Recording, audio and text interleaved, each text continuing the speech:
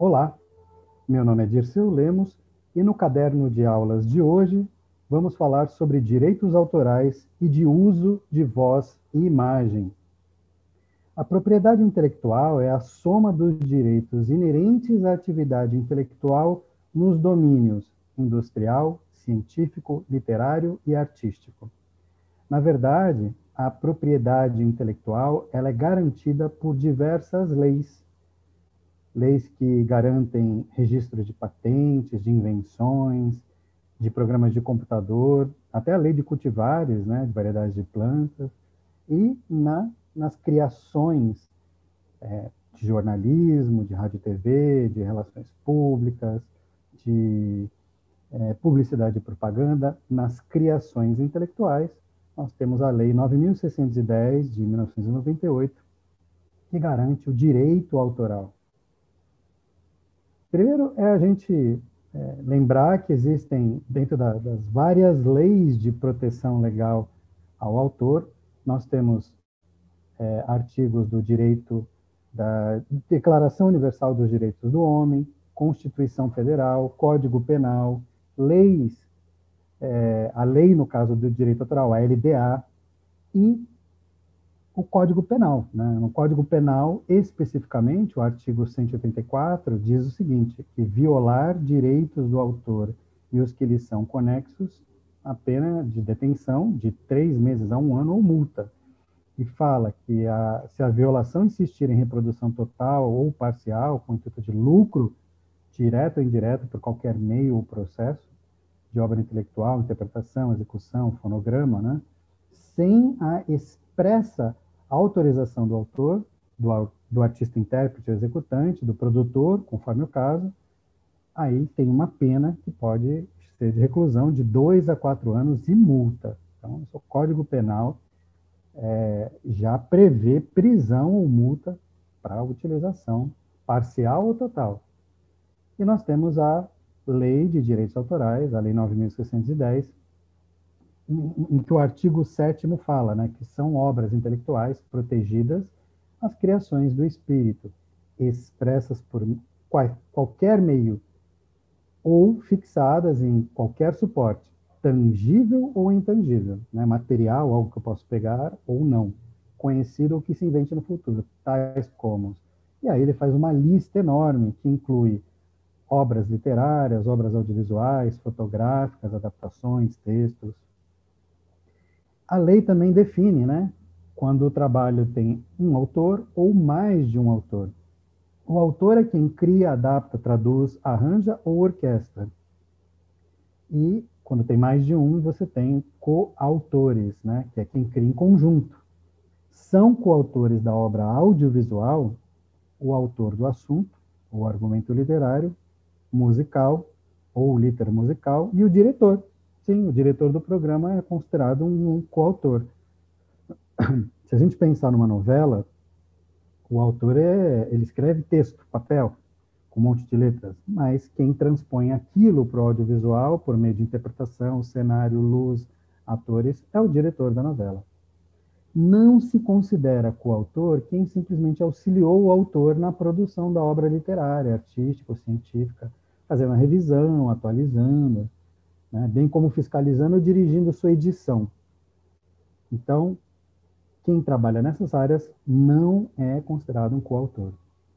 E a lei divide em 3 segmentos, né? Os direitos morais, que são relacionados à autoria, o que garante a integridade da obra, não tem data de validade, é perpétuo, independe de registro, não precisa registrar na Biblioteca Nacional, e esse direito moral não precisa, não constitui um direito econômico. Já os direitos patrimoniais possuem conteúdo econômico, têm prazo de validade por meio de contrato, né? Ele garante direito de produção e reprodução, direito de criação de obras derivadas, e ele pode ser transferido a uma pessoa física ou jurídica.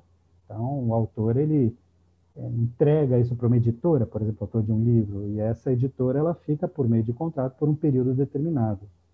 E tem também os direitos conexos. Né? Nos direitos conexos,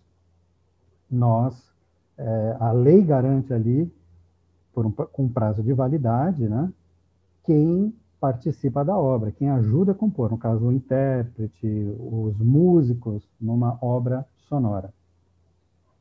São direitos morais do autor, então, de reivindicar a obra a qualquer tempo, de ter o seu nome ou pseudônimo colocado na obra, de conservar a obra inédita, de assegurar a integridade da obra, de modificar a obra, de retirar a circulação da obra, né, ou suspender qualquer forma de utilização, quando isso implicar uma afronta à sua reputação e imagem. E o capítulo 3 dos direitos patrimoniais do autor dizem o seguinte, né, ali no artigo 28, que cabe ao autor o direito exclusivo de utilizar, fruir, dispor da obra literária, artística ou científica. E aí sim, o artigo 29, né? Depende de autorização prévia e expressa do autor a utilização da obra por quaisquer modalidades. O artigo 30 diz que no exercício do direito de reprodução, o titular dos direitos autorais poderá se colocar à disposição do público a obra, na forma, local e pelo tempo que desejar, a título oneroso ou gratuito. Então, isso é um desejo meu, se eu quiser botar gratuitamente, se eu distribuir para todo mundo, né? Mas olha só, o inciso 2. Em qualquer modalidade de reprodução, a quantidade de exemplares será informada e controlada. Então, tudo tem que estar colocado em contrato. Ninguém pode reproduzir a obra que não pertence ao domínio público, a pretexto de anotá-la, comentá-la ou melhorá-la sem permissão do autor. E os direitos patrimoniais de qualquer um, tá, duram 70 anos a partir da morte do autor. Um exemplo aqui é o Monteiro Lobato. Monteiro Lobato faleceu em 1948, e aí a contagem começa a valer no dia 1º de janeiro do ano seguinte, que foi 49, e aí os direitos patrimoniais ficaram ali, a família dele, até 2019. A partir daí caiu em domínio público. Então, hoje, eu posso criar variações dos personagens sem autorização do autor? Posso, porque ele está em domínio público.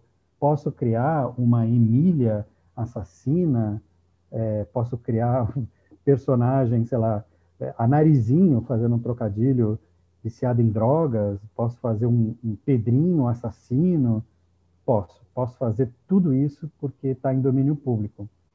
O Maurício de Souza, aproveitando que os personagens do Monteiro Lobato estavam em domínio público, criou aí várias versões da Turma da Mônica, a Mônica como Emília, né? E isso está sendo vendido. Qualquer um pode fazer suas versões. Se olhar na internet, tem jogos, mas atenção, atenção. Cada autor tem a sua variação do personagem como direito autoral. Está em domínio público, mas a pessoa que fez esta Emília, ele detém os direitos sobre essa criação. Então, você não pode copiar uma coisa que já existe, que tem direitos autorais. Você pode criar a sua versão, tá? E muitas empresas exploram a Turma da Mônica. Mas a quem pertence a marca do Sítio do Capão Amarelo? A Globo. Então, cuidado, porque uma coisa é utilização de obras em domínio público, outra coisa é registro de marcas, são coisas diferentes. Finalizando a aula, vamos falar sobre direito à imagem e à privacidade, porque a Constituição Federal, no artigo 5, fala brevemente sobre os direitos de personalidade e que estão ligados a outros direitos, como o direito do próprio corpo, a honra, a imagem, a privacidade e o direito ao nome e identidade pessoal. O direito à imagem também é contemplado no Código Civil, e que diz, né, que salvo se autorizadas ou necessárias à administração da justiça ou à manutenção da ordem pública, a divulgação de escritos, a transmissão de palavras ou a publicação e exposição ou a utilização de imagem de uma pessoa poderão ser proibidas a seu requerimento e sem prejuízo da indenização que couber, e atingirem a honra, a boa fama ou a respeitabilidade ou se destinarem a fins comerciais. A gente não pode sair usando a imagem das pessoas. Aqui é um exemplo da Rede TV, que foi condenada a pagar R$35 mil a Carolina Dickmann, porque eles estavam invadindo ali a área privada da casa dela com câmeras, né, mostrando o que acontecia dentro da casa dela. Então, isso é uma invasão de privacidade. E para isso a gente tem vários tipos de autorização de imagens, cada empresa utiliza o seu modelo, né? Tem vários modelos, isso varia bastante o texto. Tá? Muito importante a gente escolher a autorização de imagem para qualquer produto audiovisual. É isso aí, agradeço, muito obrigado e bons estudos.